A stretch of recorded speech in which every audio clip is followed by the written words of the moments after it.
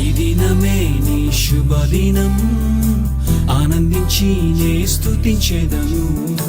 Praise the lord. దేవదేవునికి మహిమ కలుగును గాక. ప్రియమైన దేవత దేవుని బిడ్డలారా, ఎలా ఉన్నారు? దేవుని నామ మహిమార్థమై ఈ కార్యక్రమాన్ని వీక్షిస్తున్న మీ అందరు కూడా శుభాభివందనాలు. అలాగే దేవుని వాక్యాన్ని శ్రద్ధగా వినడానికి సిద్ధపడిన మీ అందరికి కూడా ప్రేమపూర్వకమైన ఆహ్వానము. రండి, ఈ దినమున దేవుడు మన కొరకు ఎలాంటి వాక్యాన్ని సిద్ధపరిచాడు, ఏ విధముగా మిమ్మల్ని మరింతగా బలపరిచి మీ ఆత్మీయ జీవితాన్ని కట్టాలని కోరుకుంటున్నాడో వాక్యాన్ని విందాం. దేవుని నామానికి మహిమ కలుగును గాక. మిమ్మల్ని ఎవరైనా ఏ దినమున మీ ఊర్లో ఉన్న పెద్దలు కావచ్చు, లేదంటే మీకు బాగా తెలిసిన పేరు మోసిన పలుకుబడి ఉన్న గొప్పవారు కావచ్చు, ధనికులు కావచ్చు, లేదంటే ఒక ఎమ్మెల్యే కానీ, ఒక ఎంపీ కానీ, లేదు అంటే మన ప్రధానమంత్రినో, లేదు అంటే ముఖ్యమంత్రినో, ఇలాగా ఘనులైన వారు ఎవరైనా మిమ్మల్ని ఎప్పుడైనా సరే వారు పలకరించి మీతో ముచ్చటించుటకు, మీతో మాట్లాడడానికి ఇష్టపడ్డారా? మిమ్మల్ని ఎప్పుడైనా సరే వారు అప్రిషియేట్ చేసి మీకేదైనా ఇవ్వాలని ఎప్పుడైనా ఇలాంటి ఒక గొప్ప సంఘటన మీ జీవితంలో చూసారా? ఒకవేళ నేను అడిగిన ఇవేవి మీ జీవితంలో జరగకపోయినా, వీరందరికంటే కోటాను కోట్ల రెట్లు ఘనుడైన మన యేసయ్య, తండ్రి అయిన దేవతి దేవుడు మిమ్ములను ప్రేమిస్తూ ఉన్నాడు. ఆయన మిమ్మల్ని ప్రేమించి ఎంతో హత్తుకున్న దేవుడుగా తను తాను ఈ యొక్క వాక్యం ద్వారా కనపరుచుకోవాలని కోరుకుంటూ ఉన్నాడు. ఈ దినమున దేవుడు ఒక ప్రత్యేకమైన వాక్యాన్ని నీకు పరిచయం చేసి నిన్ను సంతృప్తి పరచాలని కోరుకుంటున్నాడు. ఇప్పటి వరకు ఏ ఘనులకు లేనటువంటి ఒక గొప్ప కీర్తిని దేవుడు నీ జీవితంలోనికి ఆయన ఎప్పుడో దాన్ని విడుదల చేసి ఉండగా ఇప్పుడు దాన్ని నీకు జ్ఞాపకం చేయాలని కోరుకుంటున్నాడు. దేవుని వాక్యం ఏం సెలవుస్తుందో తెలుసా? ఈ యొక్క భూమిని సృష్టించిన, ఈ విశ్వాన్ని సృష్టించిన, ఇందులో ఉన్న ప్రతి సృష్టిని సృష్టించిన సృష్టికర్త అయిన దేవతి దేవుడు, నీవు ఆయనకు వ్యతిరేకముగా ఘోర పాపివై ఘోర పాపాన్ని చేసి, ఆయనకు వ్యతిరేకముగా అతిక్రమములు చేసి, ఆయనకు వ్యతిరేకమైన కార్యాలు చేసి, ఆయనకు డెడ్ ఆపోజిట్ పొజిషన్ ని నీవు తీసుకున్నా, స్టిల్ ఆయన ప్రేమ చేత నీ చెంతకు చేరి ఎవరు కూడా నిన్ను లెక్క పెట్టినంతగా నిన్ను లెక్క పెట్టి ఆయన నిన్ను స్వీకరించాడు అని దేవుని వాక్యం సెలవిస్తుంది. దేవుని నామానికి మహిమ కలుగును గాక. దేవుని వాక్యం ఏం చెప్తుందో తెలుసా? The almighty God came to you and he has accepted you in his beloved son Jesus Christ అని దేవుని వాక్యం సెలవిస్తుంది. ఆయన ఒక్కగానొక్క కుమారుడైన యేసుక్రీస్తునందు నిన్ను తండ్రి అయిన దేవుడు స్వీకరించాడు. దేవుని నామానికి మహిమ కలుగును గాక. ఆయన ఘనులను స్వీకరించాడు అని దేవుని వాక్యం చెప్పట్లేదు, రాజులను స్వీకరించాడు అని దేవుని వాక్యం చెప్పట్లేదు, వీరులను ఆయన స్వీకరించాడు అని దేవుని వాక్యం చెప్పట్లేదు. పాపులైన మనలను ప్రేమ చేత ఆయన స్వీకరించాడు.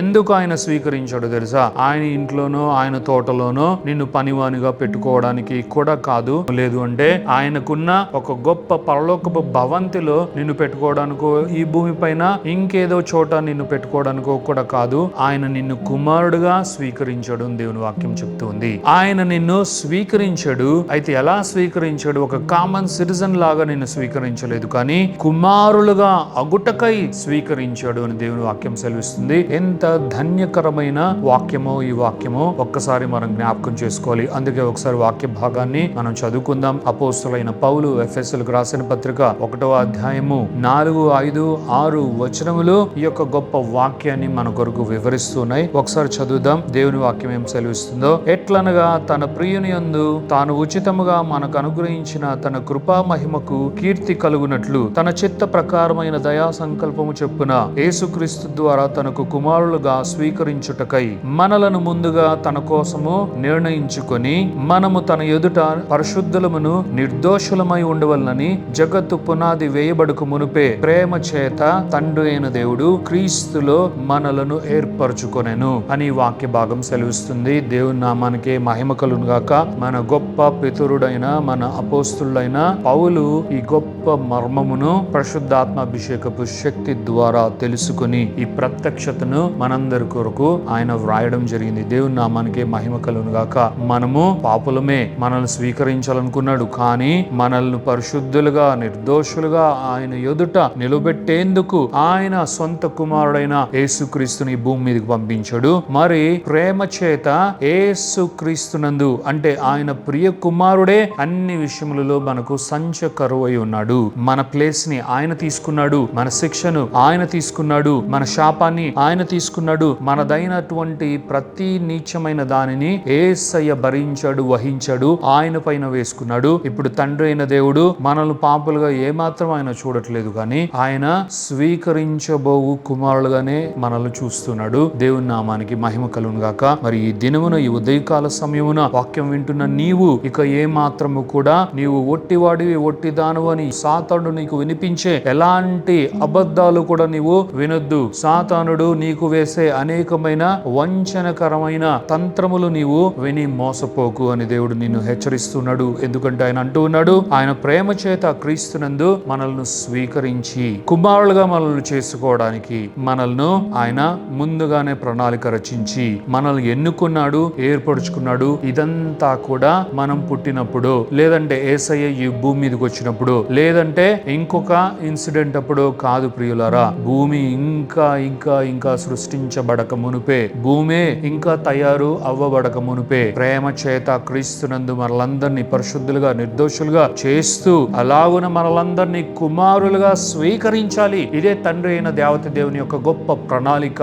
మనల్ని అలాగో ఇలాగో స్వీకరించాలని లేదు, కానీ మనల్ని ఏదో ఒక అనగారిన వర్గాలుగా ఒకవేళ మనల్ని దేవుడు క్షమించి వదిలేసి ఉన్నా కూడా అది ఎంతో గొప్ప విషయం. అయినా దేవుడు అలాంటి తక్కువ స్థాయిలో మనల్ని స్వీకరించలేదు, కానీ కుమారుడుగా స్వీకరించాడు. ఆయన నిన్ను స్వీకరించాడు, అయితే కుమారుడుగా స్వీకరించాడు. ఆయన నిన్ను స్వీకరించాడు, అయితే కుమార్తెగా స్వీకరించాడు. ఇది నీవు మర్చిపోకూడదు. అంటే దీని ద్వారా దేవుడు ఏం తెలియపరుస్తున్నాడు తెలుసా? ఈ లోకములో నీ పక్కనున్న వారు కావచ్చు, నీ సొంత ఇంటి వారు కావచ్చు, నీ బంధుమిత్రాదులు కావచ్చు, నీ సొంతపు ఊరి వారు కావచ్చు, నీ సొంతపు దేశపు వారు కావచ్చు, అలాగే ప్రపంచవ్యాప్తముగా గొప్పవారైనటువంటి అనేక మంది కావచ్చు, నిన్ను గుర్తించకపోవచ్చు, నిన్ను దగ్గరకు చేర్చకుండా ఉండొచ్చు, అసలు నిన్ను లెక్క పెట్టకుండా ఉండొచ్చు. కానీ దేవుడు నిన్ను చూస్తున్నాడు. దేవునికి నీవు కావాలి. దేవుడు నిన్ను ప్రేమిస్తున్నాడు. ఆయన నిన్ను కుమారుడుగా స్వీకరించి ఉన్నతమైన స్థితిలో నిలవబెట్టాలని కోరుకుంటున్నాడు. ఇది ఎంత గొప్ప ప్రణాళిక! కుమారుడుగా స్వీకరింపబడుటకై యేసుక్రీస్తును నీ కొరకు ఈ భూమి మీదకి పంపించాడు. నీవు కుమారుడుగా స్వీకరింపబడుటకే నా ప్రియమైన కుమారుడ, కుమార్తె అని ఈ స్వరము ద్వారా దేవుడు మాట్లాడుతూ ఈ వాక్యాన్ని నీకు వినిపింప చేస్తున్నాడు. దేవుని నామానికే మహిమ, ఘనత, ప్రభావాలు కలుగును గాక.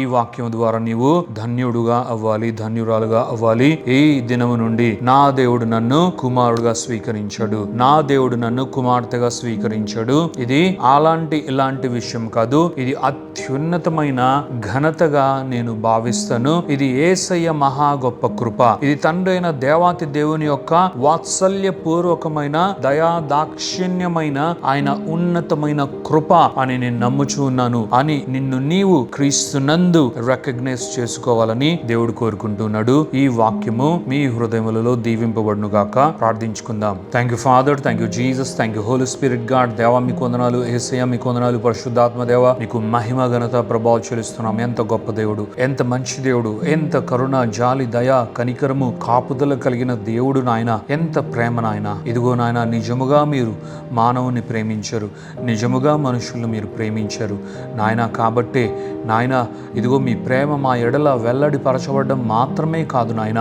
ఇదిగో తండ్రి, మీ యొక్క నాయన ఇదిగో స్వంత కుమారుని, మీ ప్రియ కుమారుని, ఒక్కగానొక కుమారుని మా కొరకు మీరు ఈ భూమి మీదకి పంపించారు. అయితే వాక్యం ద్వారా మీరు ఈ రోజు మాతో మాట్లాడారు నాయన. మేము పరిశుద్ధులముగా, నిర్దోషులముగా ఇదిగో మీ యొక్క సముఖమున నిలవబడుటకు నాయన మేము నాయన ఇదిగో తండ్రి, మేము నాయన యేసుక్రీస్తు ద్వారా శుద్ధీకరించబడాలి. అయితే నాయన దాని కొరకు మీరు మమ్ములను మీ ప్రియ కుమారుడైన యేసుక్రీస్తు నందు నాయన ఇదిగో స్వీకరించాలనుకున్నారు నాయన. తద్వారా మీరు మమ్మల్ని కుమారులుగా స్వీకరించారు నాయన. ఇదిగో తండ్రి, కుమారత్వం అనుగ్రహించి మరి మమ్మల్ని స్వీకరించారు, మమ్మల్ని స్వీకరించారు నాయన. ఇదిగో తండ్రి, కేవలం మమ్మల్ని క్షమించి ఉంటే సరిపోయేది, కానీ క్షమించి అలా వదిలిపెట్టలేదు నాయన. క్షమాపణతో పాటు నాయన ఇదిగో తండ్రి, మీరు మమ్మల్ని స్వీకరించారు అంటే హక్కును చేర్చుకున్నారు నాయన. మీ యొక్క కౌగిలిలో మమ్మల్ని చేర్చుకున్నారు, మమ్మల్ని నాయన అంగీకరించారు. మేము కుమారులుగా మీకు ఉండుటకై ఈ వాక్కు వినుచున్న ప్రతి ఒక్కరి జీవితంలో నెరవేర్చబడి నాయన ఈ వాక్కును అనేక మంది ధ్యానించి నాయన ఇదిగో తండ్రి ఇందులో ఉన్న గొప్పతనాన్ని గ్రహించి నాయన వారి జీవితములను ధన్యకరం చేసుకునేదిగాక తండ్రి అని పలుకుచు ఈ యొక్క ప్రార్థన స్తుతి ఆరాధన యేసు పరిశుద్ధమైన నామములో అడిగి వేడుకొనుచున్నాము తండ్రి.